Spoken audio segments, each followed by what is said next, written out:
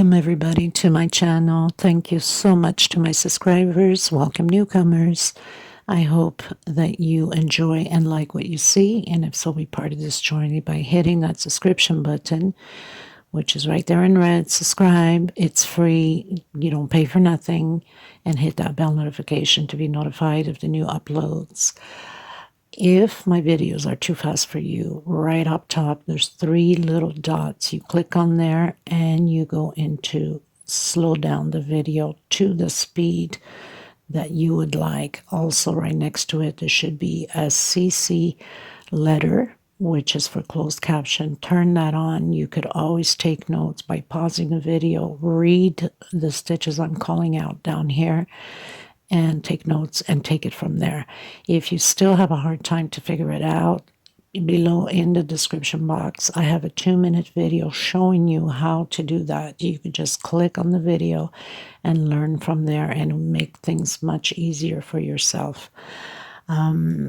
If you haven't helped out or thinking of helping out the women in need of thread, yarn, please donate to help out. It's not how much you donate, it's whatever you can. And if everybody does their part, we can all help each other out by sending these women some thread. They're in desperate need for it.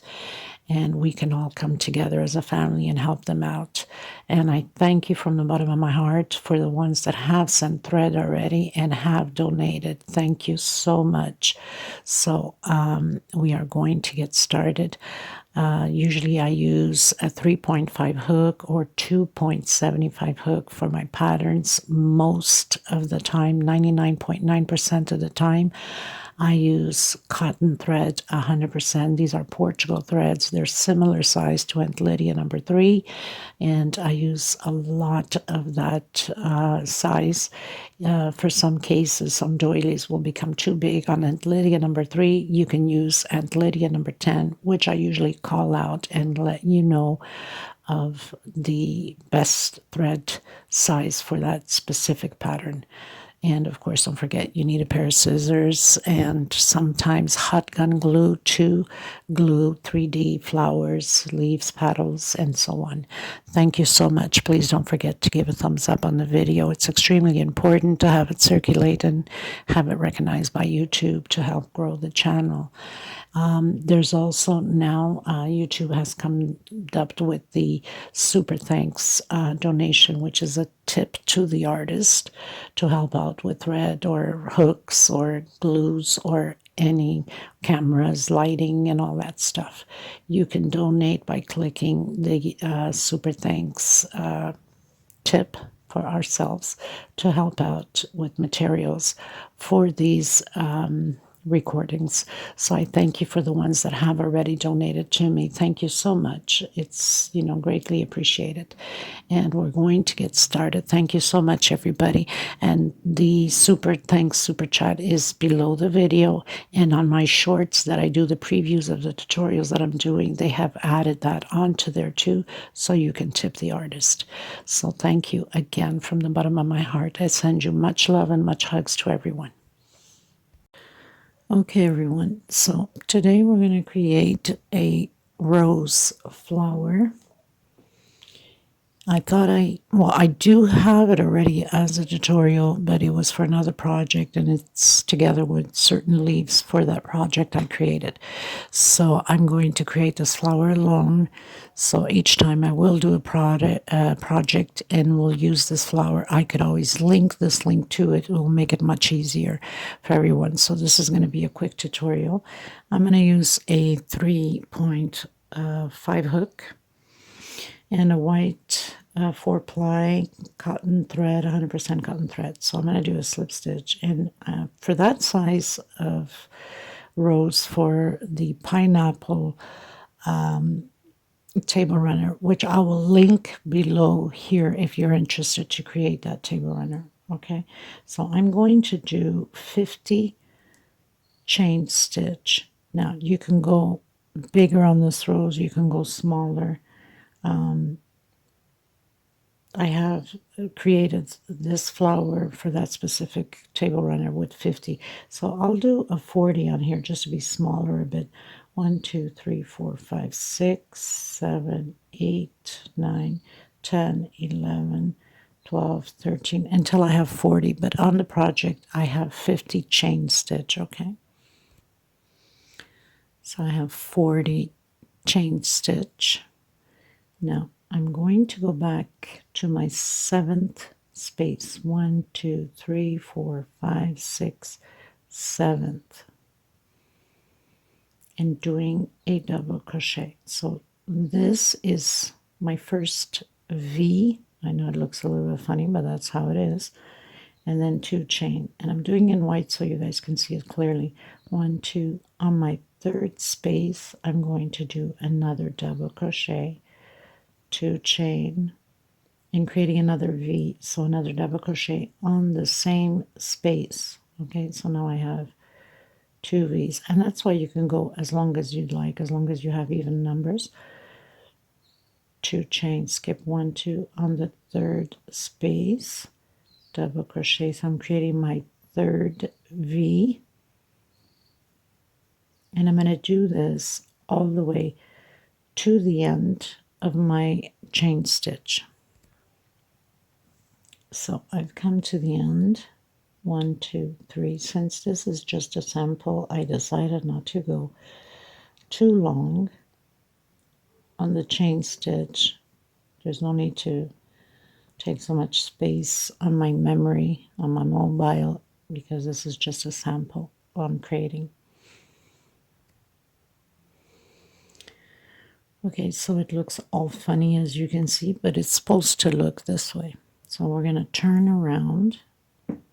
I'm going to do 1 chain, and I'm going to come, actually 2 chain, and I'm going to come back in my V and create another double crochet. Chain 2, I'm going to come back in and create 2 more double crochets. So I'm creating V's again inside of the V's with 2 double crochet and 2 chain space. I'm going to do 1 chain space and come into the next V and create my 2 double crochet, V space again here, 2 chain space, and 2 more double crochet. 1 chain space into the next V, 2 double crochet, 2 chain, and 2 more double crochet. I'm going to do this all the way to the end, and I'll come back to you at the end. So I'm in my last V and creating my V with 2 double crochet, 2 chain, and 2 double crochet again. Okay, I'm going to turn around. I'm going to do 1 chain, and I'm doing triple crochet inside of this V. So I have my first, my second,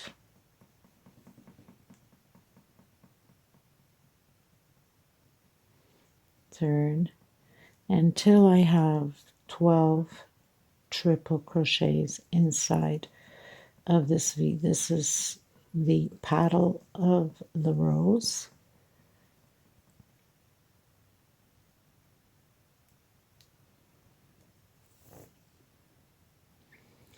So you would just continue on creating your triples 12 times,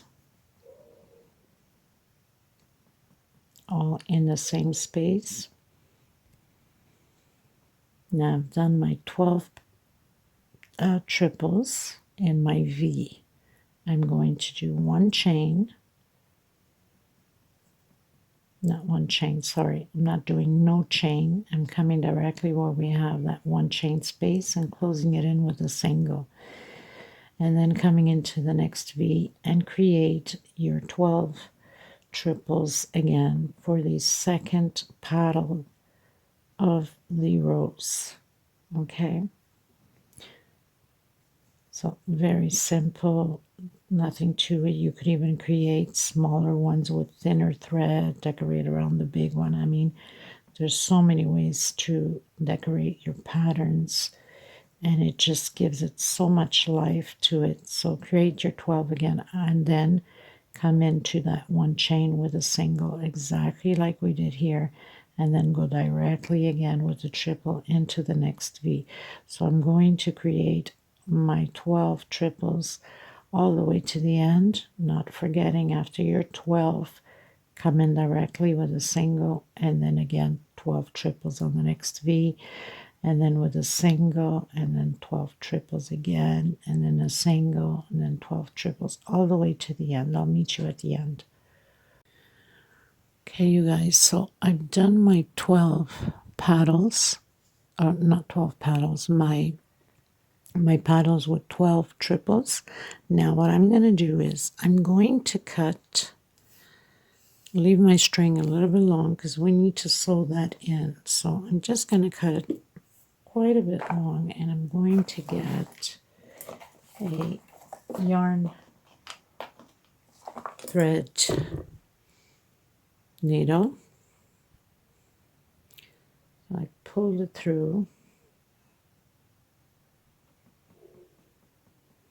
Actually, should have closed up over here first, but I didn't. Okay, no problem. I'll do it this way. No biggie, right? Should have pulled my thread before I put the needle, the sewing needle in, but okay. I mean, everything is fixable, right? Okay, so now that I've gotten that done, so I'm going to come here on the right side, of course, and I'm just going to turn it. We don't want it too loose, but we don't want it too tight. If you tighten up too much, it's not going to look pretty either. So I'm just going to give it a little bit of loosage. Not too loose, not too tight, and just roll the rows, and it should go by itself almost, just like that. And you know, you fix your paddles in position that it can be like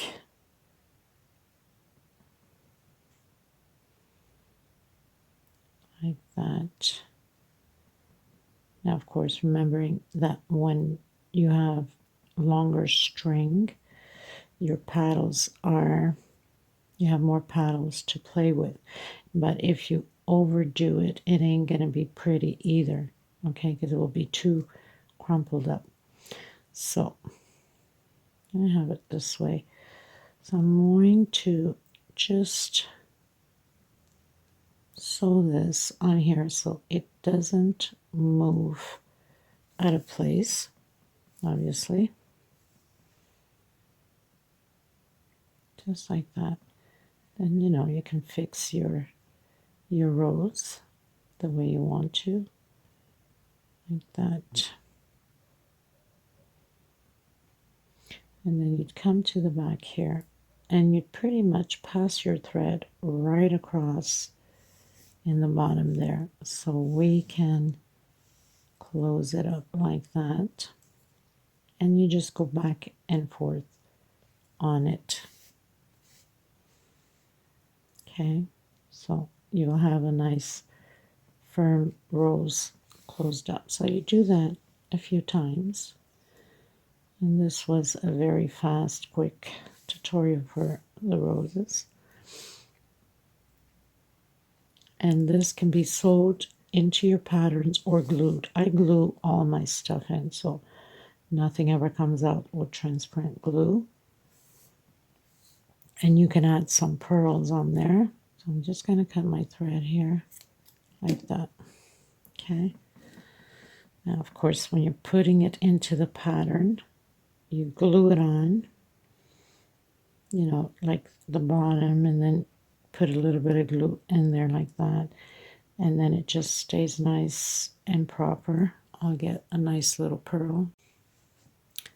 Okay, you guys, so I pretty much put a little bit more lighting here so it doesn't whiten too much out. I pretty much glued my pearl on, and I wanted to give it a little bit of bling bling. So I didn't have my bling bling pearls. Don't have them. I have to buy some. So what I did is I added a little bit of glue and added some glitter to this one just so it can outstand a little bit. And so your 3D rose is done, and you can apply it pretty much on any pattern, and you can fix it the way you like it, more flat or more like a rose like that. I mean, it's just gorgeous, right? So I thank you so much again for being here, and please don't forget to give a thumbs up on the video, and I will link this to the pineapple table runner also, and I'll link the table runner to this flower here in case you want to create that specific pineapple table runner. Take care, everyone. I send you much love and much hugs. Until next time, bye-bye.